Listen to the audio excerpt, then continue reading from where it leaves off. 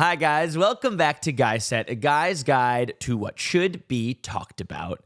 Yesterday, I did a networking call with this guy who just graduated college that was looking for advice on job search, on finding a job, on what to do, on how to do it, on any advice I had or could give him on the best ways to start and figure out how to find a job. And throughout the call, I was thinking about the fact that everything he was asking and that I was answering or giving my advice on would apply to anybody listening right now or listening to this podcast that is looking for a job or doesn't know where to start with finding a job, or somebody that's in their career and wants to figure out what's next, somebody that wants to leave their job and start looking for something new. This would apply to so many different people, and I was like, I want to do a full episode on the early job questions that everybody has, or the most frequently asked job questions or job search questions or career questions, specifically for starting the search. And the reason I think this applies to everybody listening is because I think everything I'm about to say in here will serve as a really good reminder for a lot of the things that we forget about, a lot of the things that we fall out of practice from. Like when you're in a job for X amount of time or for a few years at a time, you kind of forget about all of those things you started doing and the skills you really honed in on when you were first starting out. That means updating your resume or conducting a networking call or reaching out to people or who to reach out to or how consistent you have to be when applying to jobs, where to start, what to do, how to tell your story, how to put your experiences into a story and neatly wrap them into a gift that you can tell somebody, like how to introduce yourself, how to give an elevator pitch, all of these things that we really spend so much time on, whether it's senior year of college or just out of college when we're first looking for a job, or when you're looking for a job in general, that we kind of don't do, we lose practice with, because when you don't do it a lot of times, you just kind of forget about how to do it. And I think this episode is perfect for so many different people. So if you're starting out your job search, if you don't know what to do, if you don't even know where to start, I hope and I think you will leave this episode with a place to start and with tactical and practical things that you can start doing today that will get you on the right path in your job search and will make you feel like you are on a path, at least. I also think this episode is for somebody wanting to figure out what's next, or maybe wanting to switch up their career, leave their job, somebody also who maybe has just left their job or is out of a job. I think this advice and what I'm about to say in here and the questions I'm going to answer, that's how I'm going to do it. I'm going to ask a question to myself and then answer the question.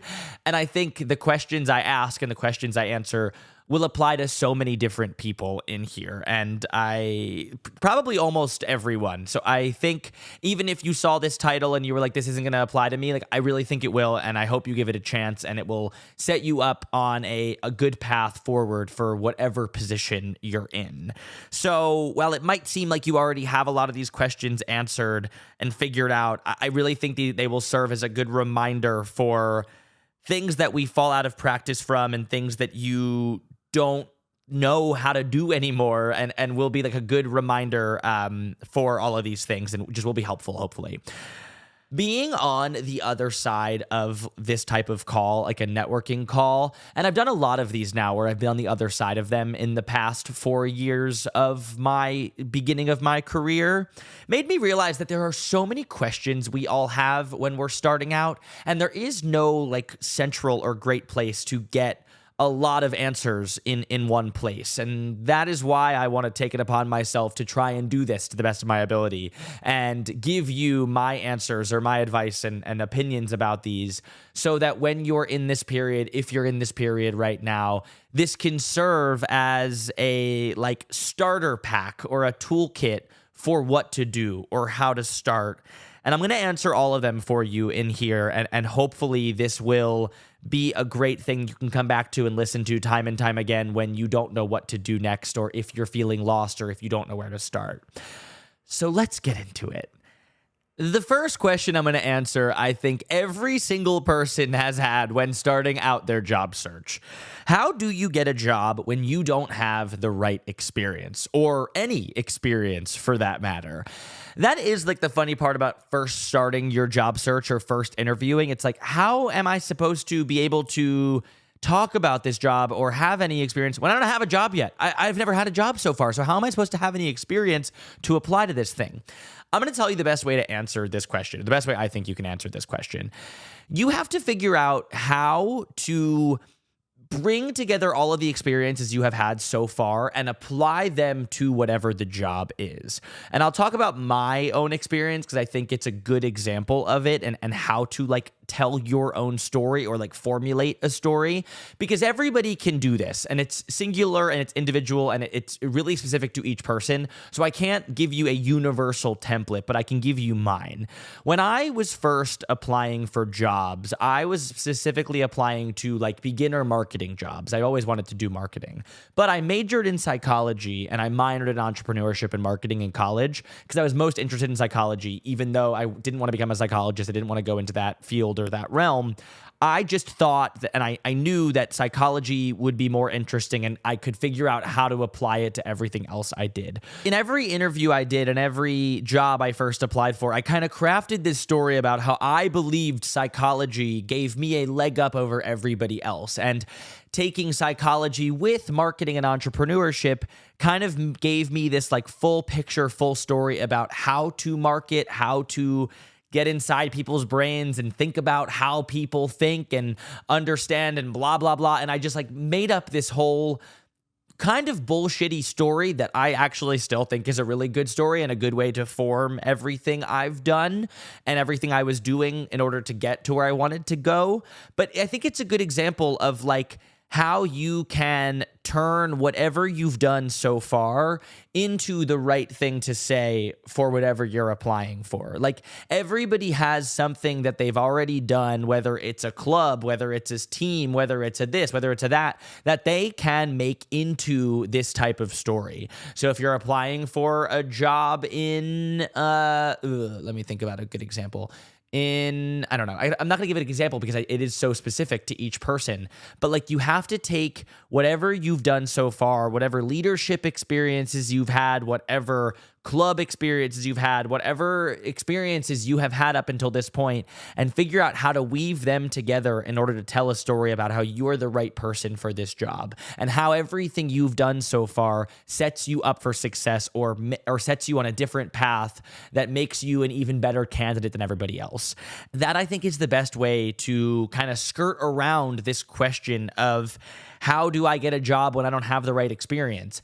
This is all about having transferable skills, because what you've done so far, I guarantee, can apply to what you want to do or what this job requires of you.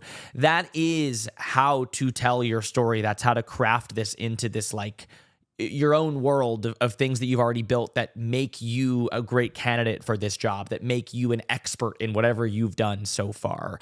Having the ability to do this and that has given me a strength in this. Like saying something along the lines like the fact that I have been able to learn how to do this and this can apply to this in this job. And I know and I believe that because I can do this, I will be much better set up to do this. Because when you're starting out, like nobody has everything. Nobody has the job experience already. So you have to figure out how to explain that what you've done right now sets you up for success and gives you that transferable skill. And everybody can do it. It just takes time to figure out what you've done so far that gives you the leg up, or what you've done so far that makes you good at this or will make you shine at this. So decide on the few experiences that you think stand out the most and figure out how they transfer into the job you're applying for. Figure out how they give you a leg up into this job and will make you great at this job. And that is how you position yourself as having the experience already. It's all about your positioning. It's all about how you talk about yourself. If you go into the interview and you say like, I know I don't have this experience right now, but I am a quick learner. I will learn on the job. I'll figure it out. That's great and all. But how much better would it be if you say, while I don't have this specific experience yet, I have done this, and I know that will set me up for success while doing this. Like, I have proven that I am good at this through this, and I know that I'll be able to transfer that skill over to what I'm required to do in this position. Like, it just gives you that little leg up that you're looking for, and just figure out how to tell your story in that way. Everybody has the ability to do this. Nobody tells you what to do or how to do it. And I think this is a really strong one and a great place to start here. The next question is, what is the best way to actually find a job right now? So if I were starting out, if I had no idea what to do, where to start, where to even begin, here is what I would do. I would make a list of the 20 companies that I like. Look around your apartment or your house or wherever you live. Think about the products you use, the things you like every day, what you eat, what you go to, whatever you like in your day. Scroll through your phone, like get inspiration wherever you can, and make a list of 20 to 25 companies that you like. From that list, expand it another 5 from each one. So if one of them is I like going to the movies, so AMC, expand that into 5 more from AMC. So it's like Fandango, A24, like Universal, Disney, and figure out a world for each of those. That will get you a list of like 100 companies. And do this yourself. Like, don't use AI, don't use ChatGPT. Really sit and do this exercise yourself. It will help you moving forward. I guarantee it. You will be left with like a list of 100 companies that you have in like a doc. From there, go into your LinkedIn and look at every single one of those companies and figure out if there is anybody that's an alumni of your college or somebody in your network or somebody you know that you can reach out to and send them a message and say, hey, I'm Josh. I'm graduating from this, or I just graduated. Or if you're in a work experience or you've already had experience so far, I currently do this for this company, and I'm really interested in learning more about what you do here. I would love to talk to you for 30 minutes. Let me know if you have some time, like something along those lines, in your own words, of course. But that's like a good kind of easy template. I'd love to learn more about your experience at this company. Please let me know if you have some time. Thank you so much. Looking forward, and best, Josh. Like, I'm giving you the full template now. I would then like scour my alumni network or scour your network for who is related to these people, who you can start calling. From there, like, try and set up a few calls a week with people. Start picking their brains. Start taking these networking calls. Start getting on the phone with people, emailing people, asking questions. That will prime people to be like, oh, I just talked to Josh the other week, and I know that he's interested in this, and I know he's doing this. Like, now that I've seen that this role opened up my company, like, it just puts your name out into the ring. It puts your name out into the world and into like it gives that, gives you that like karma out into the world that like people know who you are. They know who you're looking like. Even if that doesn't become a job, you never know what that networking or that call or that thing could turn into. So even if it's not like an immediate job or an immediate opening, like, you just never know what can come from that. So start scheduling networking calls. I would try and do at least a couple a week, like, honestly. I would then start making a list of companies that I'm interested in and applying for, or figuring out the position that I would be best suited for, and applying to at least 5 to 10 jobs a day. I know this fucking sucks. Like, the job, people say finding a job is a job. Like, and it really is. Like, that is the shitty part about finding a job. Like, it does take that much effort. It takes communication. It takes networking. It takes putting yourself out there. It takes sending emails. It takes setting up calls. It takes applying. Like, I think the best way to do this is just putting your head down and spending at least an hour a day applying for jobs, writing cover letters, putting yourself out there, like sending your shit out into the world, because who knows what can come from it. The best way to find a job is to be consistent with this. Like, the answer to most things is consistency. Like, it is just sticking with it day in and day out and not letting yourself be brought down by the inevitable rejection. The kid that I spoke to, or the guy who I spoke to on this call, asked me, like, do you have any like words of wisdom for me before I leave, as his like last thing he said, which is a really big question. And I was just like, whoa. And I also think that, by the way, if you're on a networking call, the best thing to leave that call with, and I'm probably going to do a whole episode on like how to have a networking call, because I think it would be really beneficial. The best thing to leave the call with is saying, do you have anybody else that you recommend I speak to? Set yourself on that train of like, this person to this person to this person, this person. That is a great way to network. Do you have any people I could talk to next? Or do you have somebody else that you recommend I speak to that could be helpful to me? That is like the best way to leave a call, because then I'm like, oh, I don't know who it is, but then I'm like, let me think about it and I'll get back to you. And that keeps that conversation going. But he asked me this question and he was like, what is like a big piece of wisdom you have for me? And I said to him, rejection is redirection.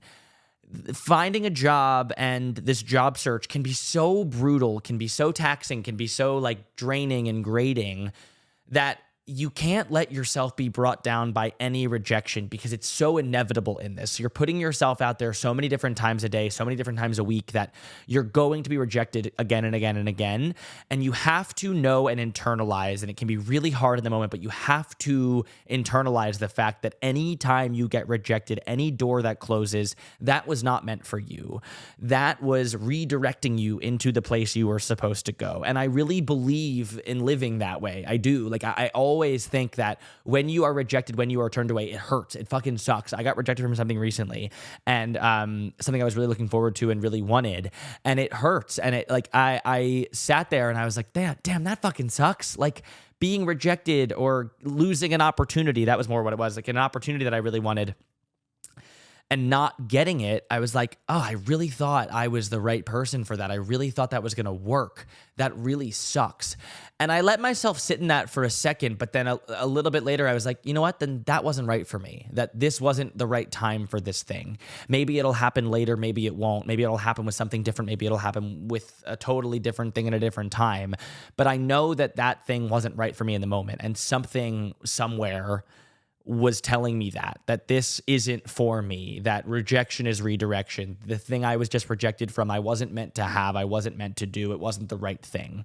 And I really think that framing, that mindset, that ability to move forward with that on your shoulders is such a great way to move forward. It's such a great way to progress. And I really think that in the job search, when you're starting out, when you're applying consistently, when you're networking, when you're reaching out to people and you're not hearing back, you're getting ghosted, you're getting rejected, and it's this really like situation, you have to remember that rejection is redirection.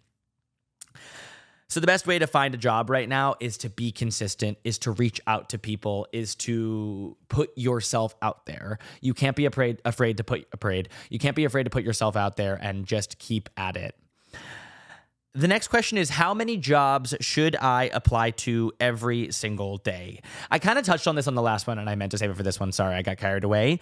But I really think a great thing to do is to set up like an application system. And what by system, I mean a literal like running Google Doc, like a Google Sheet, where you have all of the companies you're interested in, all of the companies you want to apply for in one column, and then the date you applied for them, and then if you've heard back. This is like a great thing to do. Like you can just literally take what I'm saying and create a Google Doc off of it. The companies you want to apply for, the date you applied for them, if you've heard back from them, if you've followed up, a contact you have at them, any phone numbers, any emails you have from them, and make this like master sheet, master doc that you go back to every day at 9:30 a.m. if that's the time for you, or whatever time you want to do it. But have it be at the same time, and try and do it in the same place, so that you know that when you put your ass in that chair, you know when you put yourself in the place at that time, it is time to do that. It's like a psychologically proven, scientifically proven thing that I wish I had the research for, but I know there is research out there that like when you sit in the same place and do the same thing like day in and day out, like you're automatically more predisposed to get it done and actually do it. So try and do it in the same place at the same time. I would say use this like system or this sheet, this tracking sheet, and I would try 5 or 10 a day. And at the same time, I would try and reach out to 5 people a day. I know it's a lot, and that's big numbers. So you can start, honestly, with 1 to 5 and then move up to 5 and then move up to 10.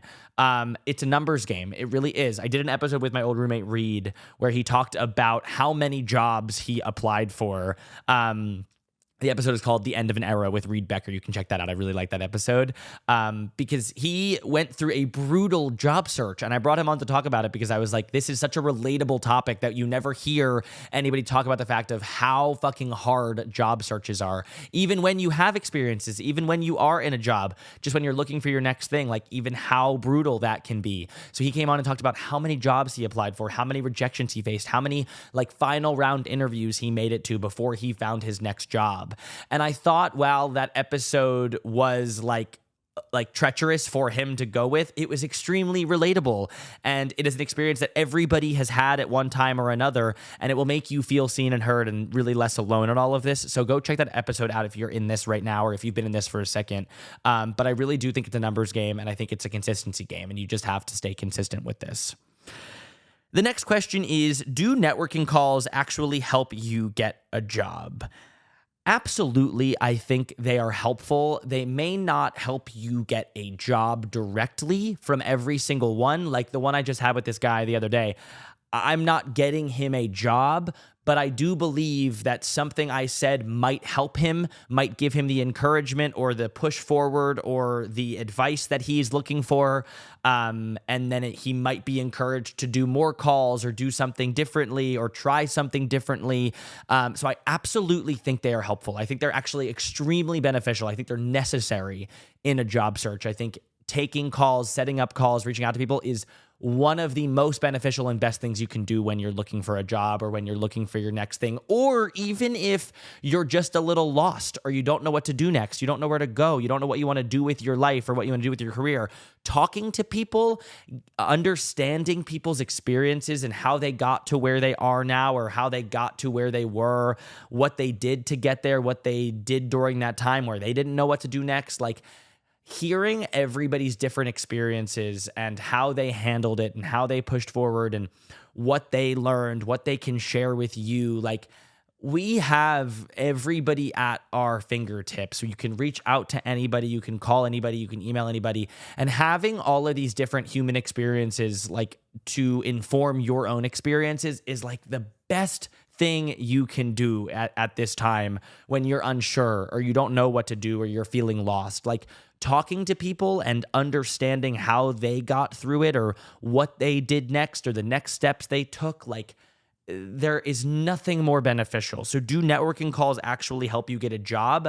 I think yes. I think they do help you get a job indirectly because, and it might be directly. There might be somebody that actually has something for you. And I took a couple calls that ended up in senior year of college, I took a call with somebody who was an alumni of my college, and I did get a job offer from that call. And I took other calls that ended up being nothing, but they gave me advice or they gave me different perspectives. But I did actually end up getting an offer from a job. So I would say yes and no to this question, but indirectly, absolutely yes.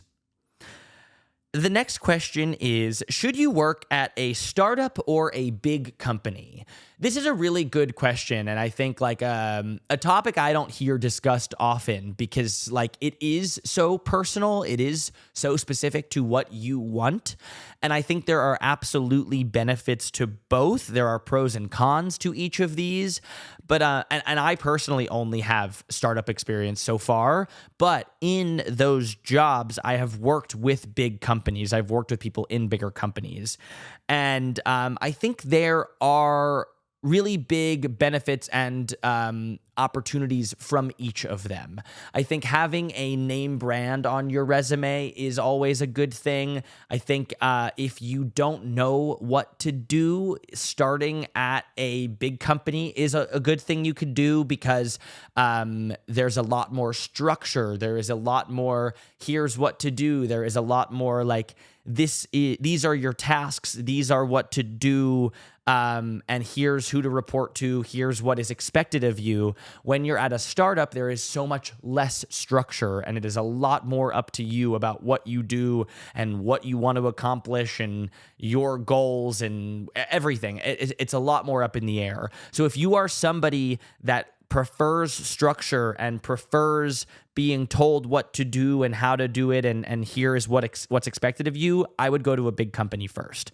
If you are somebody that is extremely creative and extremely and okay with the fact that you may not know what to do every day, or that you're going to be doing something different every day, that you have a lot to figure out and you're kind of flying by the seat of your pants, like that is what a startup is like. So I think that is the best way I could explain those two things. Startup is like, a lot of it is up to you and like good fucking luck.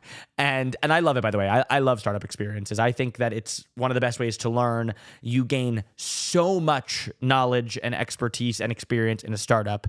But at a big company, like it is a lot more structured. You have a lot more like drawn out expectations of what is expected of you, what you have to do every day. And you know everything. It's kind of written out for you, whereas at a startup, it's not nearly as written out for you. And then there are mid-sized companies too, where there's a middle ground to all of that. So I can't say explicitly or specifically, like, should you work at a startup or a big company? I can just outline the two things for you and explain to you that there is a lot more structure at a big company and there is a lot less at a small company. So know that going into those, and know that when you're applying for those two things, what you would feel more comfortable in starting out. And you can always switch. Like after your first job, you can always go to a bigger company or a smaller company. I recommend at some point in everyone's career, they try both of them and get experience in both of them, because there's going to be different things you learn from the leadership styles and the structures and the expectations. Like it's all going to be helpful in your life and in your career. So there's not one right answer, and there's not one specific thing that is the best way to go about it. Like it's all what you make of it, how you go about it, and what you're looking for specifically for yourself. The next question is, how do you figure out what career you actually want?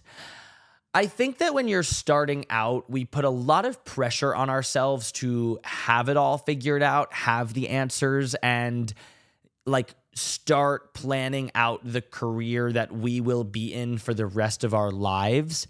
And I want you, if you're listening to this and you're in this position right now, to take the pressure off of yourself. I want you to understand that your first job is not the end all be all. It is not the thing that will define the rest of your career and the rest of your life. And I think that we are kind of set up to believe that what we do first is what we have to do forever. And I just think that is so far from the truth.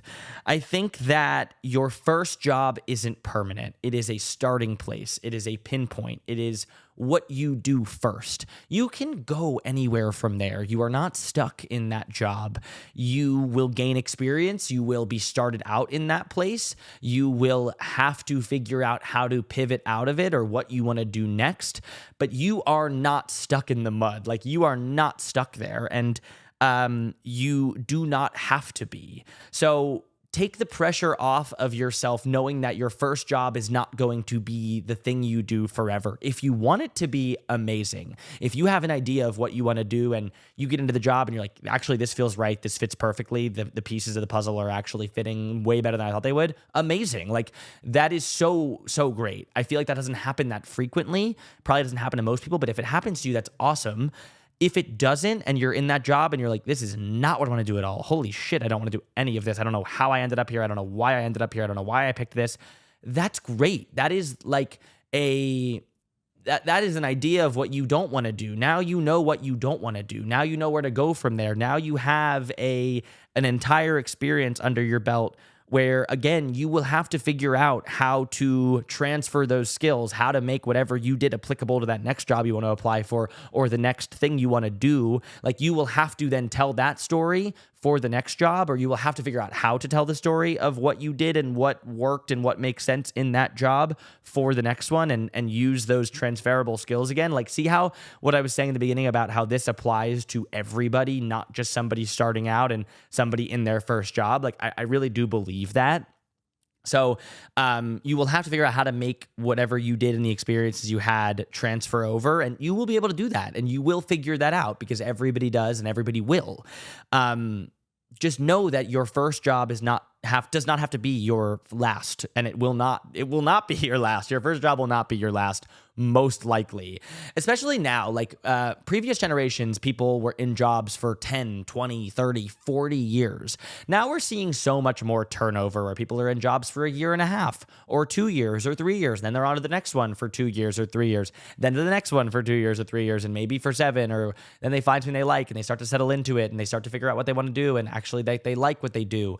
But you're seeing a lot more turnover. You're seeing a lot more people jumping from place to place and trying new things and getting new experiences. And I think that's a good thing. I think it's great that our generation is kind of like promoting this, that you stay in a job for 2 years or so, or a year and a half or so, and you get all you can from that. And if it's not right, then you start applying for the next thing, and you figure out what you want to do next, and you figure out how what you've done applies to the next thing. And like, I think that's cool. I also think it's cool that if people find the job they like, they stay there for 4 years or 6 years or 8 years. Like, there's no one size fits all to any of this. Like, I have friends that have jumped around to tons of different jobs. I also have friends that have stayed in their jobs since they've graduated college. And I think that's great. And I think like showing you the dichotomy of the fact that, I mean, I've had 3 jobs since college, and I have had friends that have literally only had 1 job, and they've gotten promotions and raises within that job they're kind of climbing the ladder in their company. And that's fucking awesome. Like, if you find the thing that fits and you like, amazing. And if you don't, know that you can move around and you can try new things and you can jump and you can grow, and you're not stuck, and you can change what you've decided. Like, you're not stuck with that decision.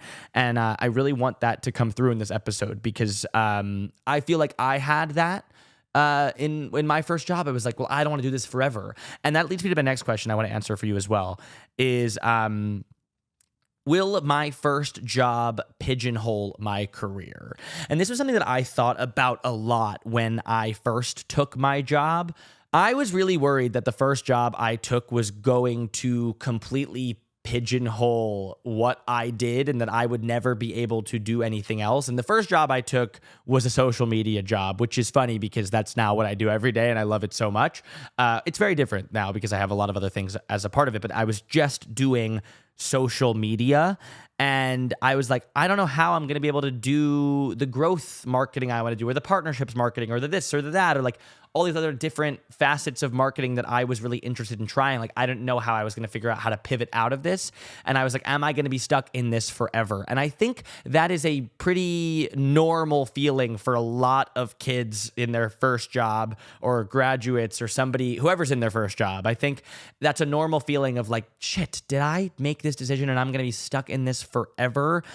No, your first job will not pigeonhole you. It is your first role. That's all it is. You absolutely can pivot later. And I think I'm proof that the answer is no. Your first job does not pigeonhole you, as long as you don't allow it to. If you continue to believe, and you day in and day out are like, I've done it, I've made my decision, and this is it, and this is my life, and I'm stuck where I am, like, you'll stay stuck in that. Yeah, like you will. If you continue to convince yourself that, you will. But if you believe that you will have a chance to grow and pivot and change your mind and try something new, and you actually action that belief, and you apply, and you interview, and you network, and you figure out through either other people's experiences or learning about other jobs and other companies and what other positions could be, you can actually change your job within your first 2 years and change your entire career path. And then after those first 4 years, you can decide that this still isn't right and change to the next thing. And there is no one size fits all to any of this. And I think I really want to hit that home too, that like, You can find your thing you love in your first job, and you can find the thing you love in your sixth job. It takes some people their first try, and it takes some people their 10th try. And there is no right way to do this. There is no one timeline that everybody is expected or supposed to be on, that you're supposed to figure out what you want to do by X time or this date or this year in my life. Of course, at some point, you want to have a little bit more of a grasp on what you want to do and what you want to see with your life, but that comes at different times for different people. And you hear about the quarter life crisis or the midlife crisis or the 30 crisis. There's crises, they invent crises every day for every single age group because nobody has it really figured out, and everybody just wants to feel good in the fact that they don't always have it figured out, or they may not have it figured out yet. So know that going into all of this, that everybody who you think has it figured out, for the most part, they're still figuring it out. I don't think there is one person who has it completely figured out yet. I don't think there is one person that feels entirely 100% right in everything they're doing in their job every single day. I just don't think there is. And I think that you will learn that in your first job. You will learn that throughout your career, and you will start to see that firsthand. But you will not pigeonhole yourself in your first job. Your first job is not your end-all, be-all, and you will figure out what you want to do in time. So if you're starting out, if this is new for you, or if you're in a position where you're switching jobs, you're out of a job, you're changing jobs, you're changing careers, you want to pivot, you want to try something new, stay consistent long enough to see yourself succeed. Stay consistent, see it through, and believe in yourself to know that what you are supposed to do, what you want to do, you will find. It will come to you, and at some point soon, you will find it. So there's now construction outside and inside, and it sounds like there's also a flood happening, so I'm going to end it here. That is the episode. Thank you so much for listening to Guy Said, a guy's guide to what should be talked about. I'm Josh. I'm 26 years old, and I'm here every single week, every single Tuesday to talk about what should be talked about for guys. If you like this episode, I really hope you did. Please like, subscribe to this podcast. 5 stars. Maybe this one, 2, or 5 stars, not 4, not 3, not 2, not 1. It's 5 stars. Thank you so much, and I really, really appreciate that. If you have any questions, any topic that should be talked about for guys, head over to guyset.com. GUYSET.com. There's an Ask Me Anything right there. You can ask me anything, and I will be sure to talk about it, and I will include it in my next Dear Guy Set episode, which I do every third week of the month, where I answer the questions that guys are asking.